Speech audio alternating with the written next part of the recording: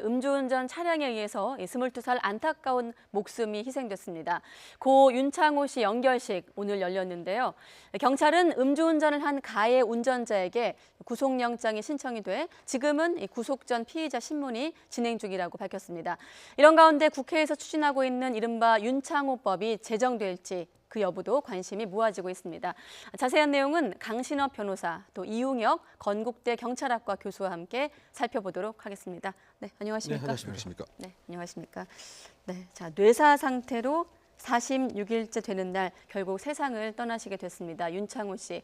사실 저희가 계속 강조하고 있다시피 음주운전에 대한 어떤 경종을 울린 사건으로 우리 국민들에게 알려졌는데 개요를 먼저 한번 짚어보고 계속 얘기를 나누도록 할 텐데요. 자, 어떤 사건이었는지 먼저 교수님께서 한번 짚어주시죠. 네, 그 9월 25일 새벽 2시 25분경에 발생했습니다. 그 부산 해운대에서 교차로에서 기다리고 있는 이 윤창호 씨를 만취한 그 고급 승용차가 그대로 돌진을 해서 중간에 그 제동 자치도 없었다고 이렇게 진술되고 있습니다. 바로 심한 충격이 이루어지고 이 충격으로 인해서 무려 그 15m 이상 이렇게 날아갔다가 네. 땅에 떨어지는, 그래서 지금 46일간 그 뇌사 그 상태에 빠져 있었습니다. 국민들이 바로 일어나기를 응원했지만 상당히 아쉽게도 돌아가셨고요. 그래서 오늘 오전에 부산 국군병원에서 연결식이 있었습니다. 이 당시 가해자의 혈중 알코올 농도는 0.18을 넘는 상태였기 때문에 네. 상당히 만취한 상태가 아니었던가 생각되고, 이 가해자 역시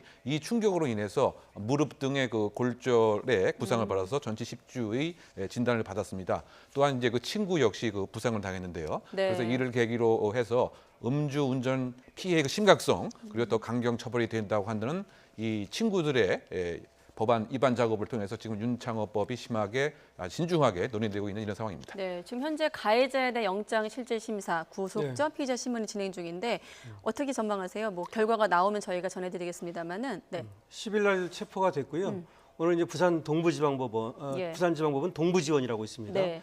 여기서 이제 구속영장 실질 심사가 오후 3시부터 진행이 되고 있습니다. 지금 이제 진행이 중이라고 보면 되겠는데요.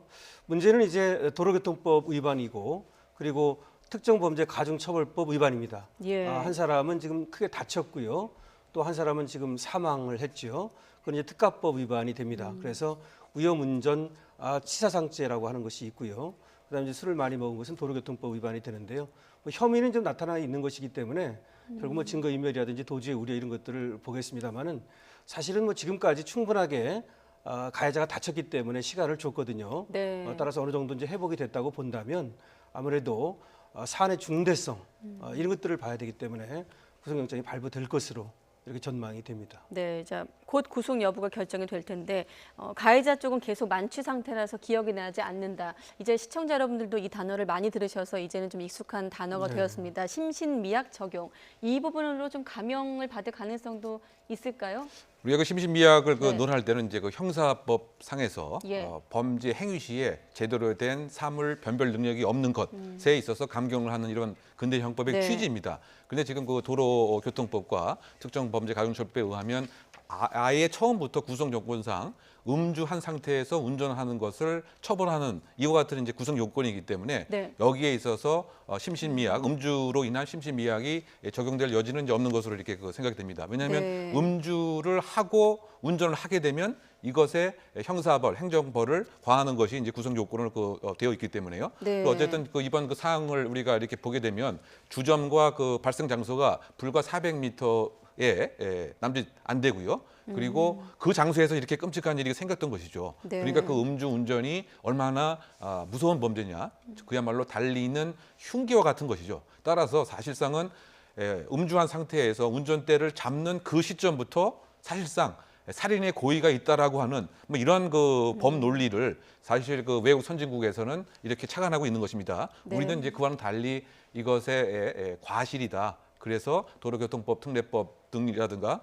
또는 기타 관련된 법에서 처음부터 사람을 살해하려고 하는 그것은 아니었기 때문에 외국처럼 그렇게 중형을 처벌하지 못하는 이런 한계가 있었는데, 지금 새로운 법안에서 네. 도로교통법 개정하고 특정범죄 가중처벌법에 이와 같은 음주운전 치사상을 특히 사망한 경우에는 네. 살인죄와 동일하게 처벌해야 된다라고 하는 것이 지금 여야의 협의가 거의 다 이루어진 상태가 아닌가 생각이 됩니다. 네, 법 얘기는 잠시 뒤에 또 나눌 시간이 있을 것 같고요. 어떻습니까? 또 이 심신미약 부분 변호사님은 어떻게 보세요? 글쎄요, 심신미약이라고 하는 것은 책임과 관련돼 있는 것입니다.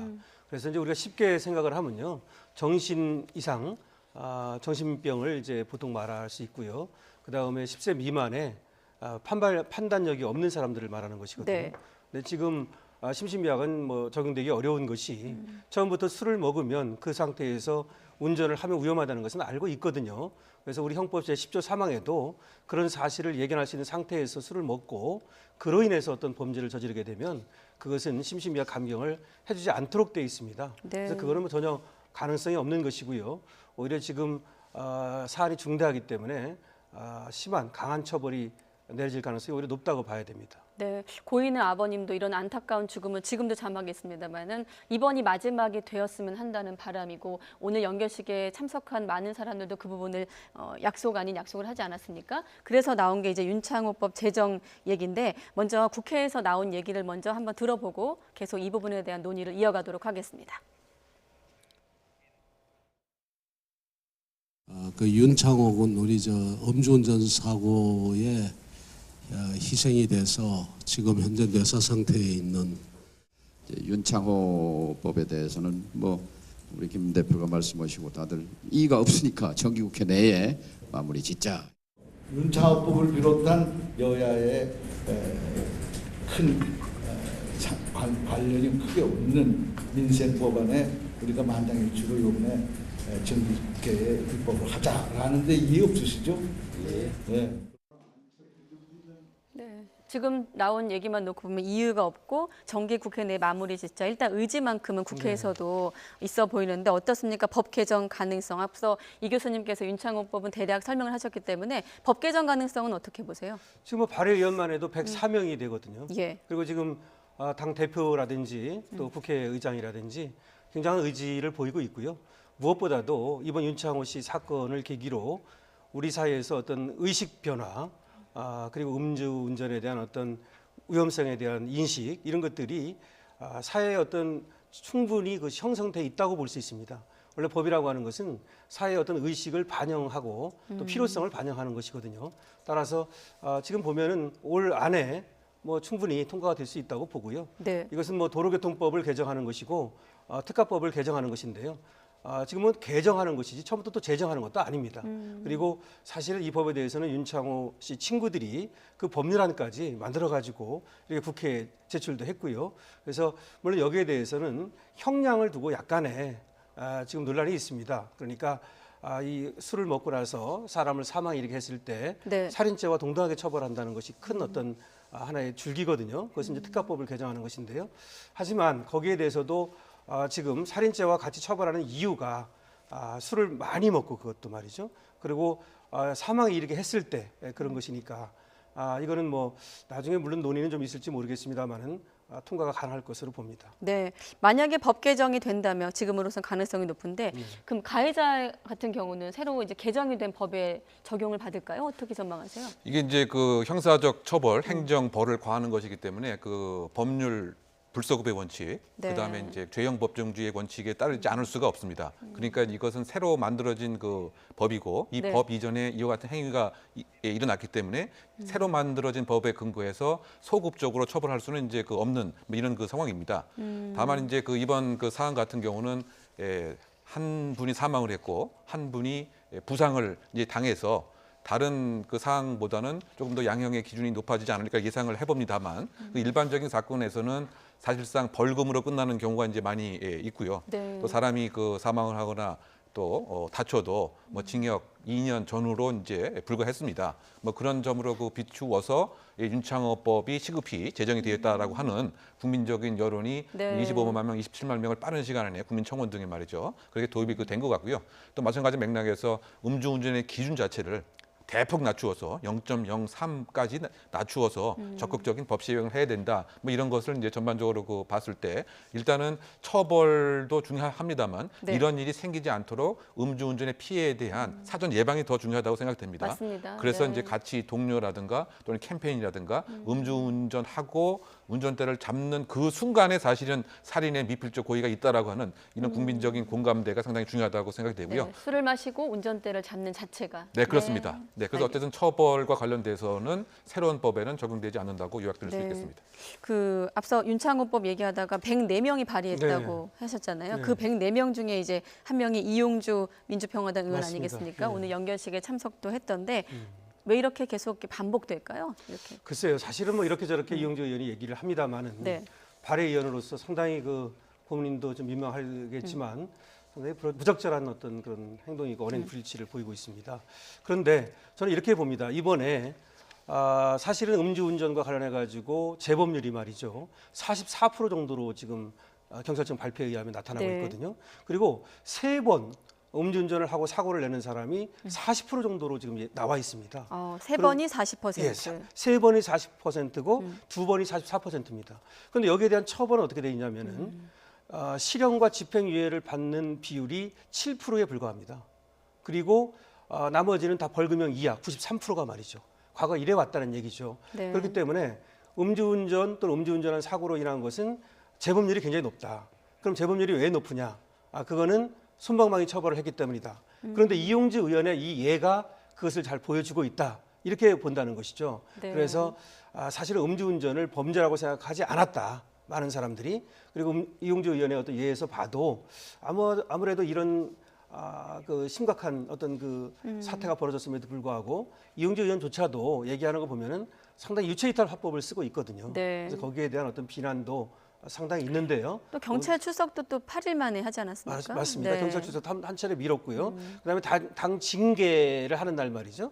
그 의결을 하기로 한 날 또 부산을 병원을 방문하기도 하고 그랬었는데요. 그래서 아직까지도 이 징계가 미뤄지고 있는데 모르겠습니다. 당에서도 이제 어떻게 징계를 할지 그리고 또 처벌에 대해서도 한번 지켜봐야 될 것 같습니다. 네. 교수님은 어떻게 보세요?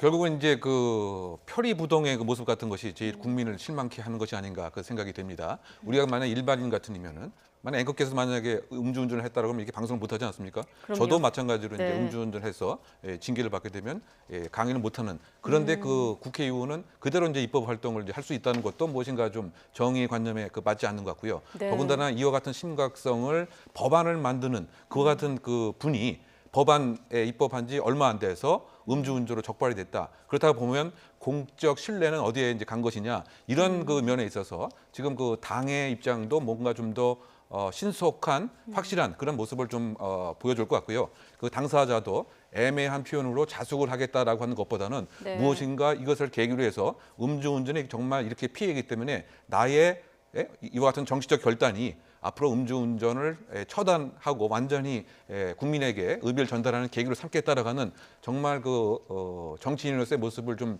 기대해 보는 것은 무리인지 모르겠습니다. 청문회 때 봤던 그런 좀 시원시원한 모습을 좀 반성이나 책임을 지는 모습도 좀 시원시원하고 속전속결로 했으면 어떨까 하는 이런 생각이 드는데요. 자, 앞서 그 캠페인 얘기도 하셨고 사실은 법을 고치고 앞으로 어떻게 처리하고 가해자에 대한 처벌도 중요하지만 막는 게 제일 시급하잖아요. 좀 뿌리 뽑을 수 있는 뭐 묘안이 없을까요, 음주운전? 그래서 이번 기회가 아주 우리 좋은 어떤 예. 그런 기회가 될 수 있다고 봅니다. 사실은 윤창호 씨의 어떤 사망 이것은 굉장히 안타까운 일이지만 그야말로 이번에 변해야 됩니다. 그래서 아까도 말씀드렸듯이 음주운전에 대한 인식 변화 이것을 해야 되고요. 또 이것을 법으로서 뒷받침해야 됩니다. 세상을 바꾸는 것은 제도를 바꾸고 법을 바꾸면 세상을 바꿀 수 있습니다. 그럼에도 불구하고 지금까지 제도를 바꾸지 않았던 것이고 법을 바꾸지 않았던 것이거든요. 이 법을 바꾸고 제도를 바꾼다는 말은 실체법을 바꾼다는 의미도 있지만 네. 여기에 대해서 법원에서 처벌도 확실하게 하고 이런 것들을 모두 한다면 그리고 사회 어떤 캠페인 이런 것들을 같이 간다면 바꿀 수 있을 것으로 봅니다. 네, 알겠습니다. 일단 지금 현재 구속 전 피의자 신문이 진행 중이니까요. 속보가 들어오면 또 여러분들께 다시 한번 이 사건 짚어드리는 순서 마련하겠고요. 자, 다음 주제도 결국 제도나 법의 문제가 아닌 그런 안타까운 사고가 아니었나 이런 생각이 듭니다. 7명이 사망한 서울 종로 고시원 화재 사고. 당시 화재 상황 먼저 들어보시고 다시 이야기 나누도록 하겠습니다. 이불을 뒤집어 쓰고 밖을 보니까 나갈 상황이 아니야. 뜨거워서 이쪽 저쪽 벌써 밑에까지 불이 붙었어. 맨 처음에 볼 때는 천장에 붙었는데 그때 밑에 불이 붙었어요. 그러니까 복도로 나갈 수 있는 상황이 아니야. 이제 급한 대로 창문을 열었지. 열으니까 좋은 공기가 들어오더라고. 3층만 보고 있었죠. 다. 거기서 또 3층에 이제 늦게 깨어나신 분은 막 창문에 매달려서 막 뛰어내린 분 2분 봤고요. 근데 바로 또 소방차가 왔는데 또 빨리 와도 대응을 못 하더라고요. 빨리. 불길은 크지 않았어요. 건물 워낙 작기 때문에 답답했죠, 그게.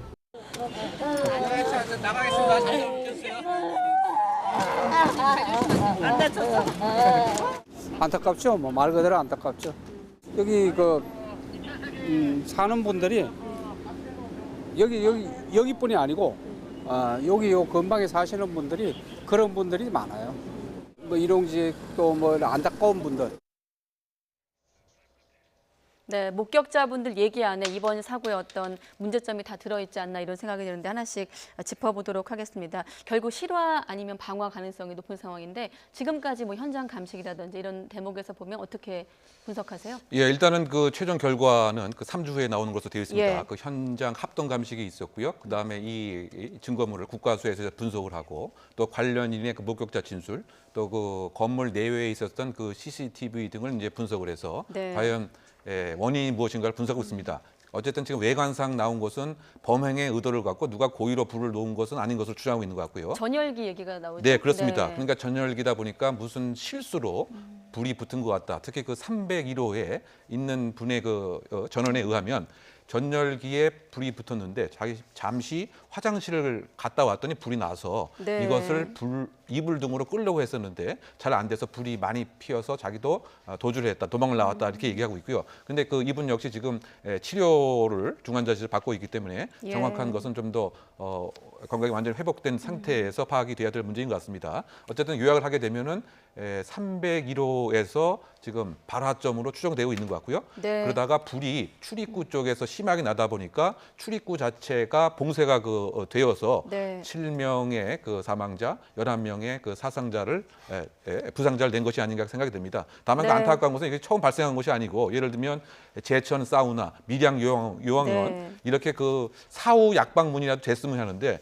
사실은 이런 사건이 나게 되면 이번에는 소급표가 적용이 안 된다, 대상이 아니다, 시설이 부족했다 이런 네. 똑같은 얘기가 반복 발생하고 있기 때문에 예. 국민의 생활 안전에 대한 불안감은 해소되지 않는 것이 아닌가 보입니다. 예, 지금 교수님 말씀까지 들어봤고 종로 화재 다루기 전에 저희가 이제 앞서 윤창호법이라든지 그 사건에 대한 얘기를 했었는데 음주운전 관련해서 자, 고 윤창호 상병을 술에 취해 자신이 몰던 차로 치역에 숨지게 한 운전자 피해자가 결국 구속이 됐습니다. 앞서 부산지방법원 동부지원에서 열리고 있다고 말씀을 드렸고요. 오후 3시부터 한 1시간 40분 정도 진행이 된 구속 전 피의자 신문을 통해서 구속영장이 발부가 됐습니다. 앞서 변호사님께서도 그렇게 말씀을 하셨는데 네. 영장 발부가 좀 상당히 좀 빨리 나온 건가요? 네, 그렇습니다. 뭐 보통은 저 정도 걸리면 1시간 40분 정도면요. 뭐 충분히 뭐 시간은 된 것 같고요. 예. 어쨌든 간에 물론 뭐 지금 가해자가 들어가면서 죄송하다 이런 얘기는 했다고 나오고 있는데요. 아마 이 지금 국민들도 또 이 네. 사건을 보면서 많은 어떤 또 윤창호 지금 씨가 또 오늘 연결식이 있는 예. 날 또 이렇게 구속영장을 실질 심사를 했고 구속이 되네요. 네. 이런 것들을 보면서 음주운전의 어떤 그 폐해 이것은 피해자와 가해자 그러니까 둘 다 피해자가 되는 것이죠. 예. 그것을 좀 보게 됩니다. 네, 알겠습니다. 자, 고 윤창호 상병에 대한 가해자에 대한 영장, 구속영장이 발부됐다는 속보까지 전해드렸고요. 저희는 계속해서 종로 고시원 화재에 대해서 알아보도록 하겠습니다. 앞서 그 목격자분 얘기로도 이 근방에 사시는 분들이 많아요. 사실 고시원 화재가 날 때마다 나오는 말 중에 하나가 뭐냐면 고시원에 고시생이 없다는 말이 네. 많습니다. 대부분 또 일용직 근로자분들이 그렇죠. 많다고 하는데 왜 이렇게 인명 피해가 컸을까요? 몇 가지를 예를 들 수 있는데 첫 번째는 불이 그 입구에서 나는 바람에 사실은 빠져나오기가 어려웠어요. 네. 그 301호가 출입구에 있거든요. 그것이 하나 있고요. 두 번째는 비상벨이 울리지 않았다는 거예요. 사실은 그 전에는 한번 비상벨이 울려가지고 모두 튀어나온 적이 있었답니다. 비상벨이 울리지 않은 것이 가장 안타깝습니다. 사실은 또 저번에 한번 소방 점검을 할 때는 그때는 비상벨이 울렸다고 얘기를 하거든요. 네. 그것이 안타깝고요. 세 번째로는 스프링클러가 없었다는 것인데요. 물론 이 건물은 스프링클러가 의무사항은 아닙니다만은 이 고시원 같이 사람들이 많이 주거하는 시설 여기에는 이 규모라든지 층이라든지 이걸 따지지 말고 네. 스프링클러를 시설을 해야 되지 않을까라고 생각이 듭니다. 네. 그다음에 이제 완강기라는 것이 있는데 그쪽으로도 탈출을 할 수 없었고요. 이런 여러 가지 출입구가 막히는 바람에 그렇습니다. 거기까지 갈 여력이 안 가지 됐던 못했죠. 거죠. 예. 빠져나오질 못한 것이죠.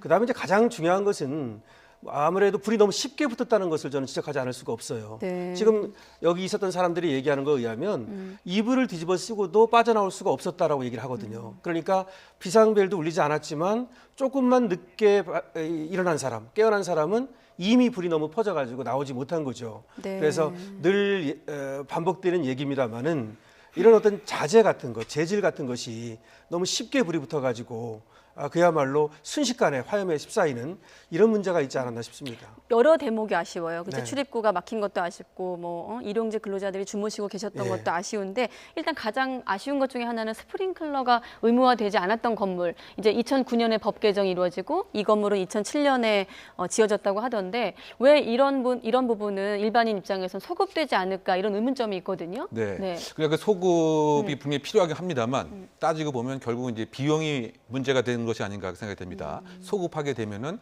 그야말로 이런 그 취약 건물의 그 건물주 또는 국가에서 충분한 지원을 해주느냐 뭐 예. 그렇지 이제 않은 것이고요. 일단 그러다 보니까 법상에도 그것을 이제 강제하는 조항을 이제 포함하지 않은 상태입니다. 그러니까 지금 말씀하신 대로 스프링쿨러의 의무 대상이 2009년도에 만들어졌다라고 하더라도 이 건물의 사용 승인은 1983년도에 난 것이기 때문에 네. 그것의 대상이 아예 안 되고 있다.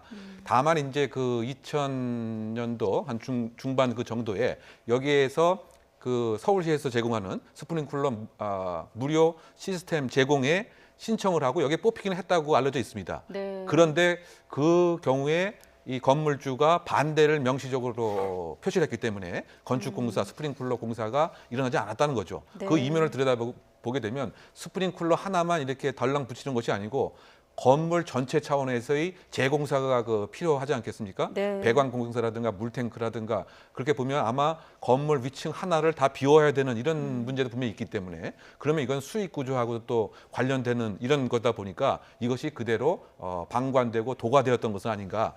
그래서 이런 문제들이 계속 반복 발생하기 때문에 지자체 차원 아니면 국가 그 차원에서 이런 취약 건물에 대해서는 상당 부분 지원을 해준다든가 아니면 네. 세금 혜택을 주어서 자발적으로 안전에 대한 투자가 적극적으로 일어날 수 있도록 좀 바뀌어야 되지 않나 생각됩니다. 결국 비용 문제도 있다 이렇게 보시는 건데 자 끝으로 7명의 안타까운 생명을 앗아간 맞습니다. 안타까운 사고였는데 앞으로 이제 뭐 실화 가능성이 높다 보니까 이걸 그럼 과연 누가 책임져야 될 것인가에 대한 부분이 남았거든요. 네. 앞으로 어떤 법이 좀 근본적으로 개선돼야 한다고 보십니까?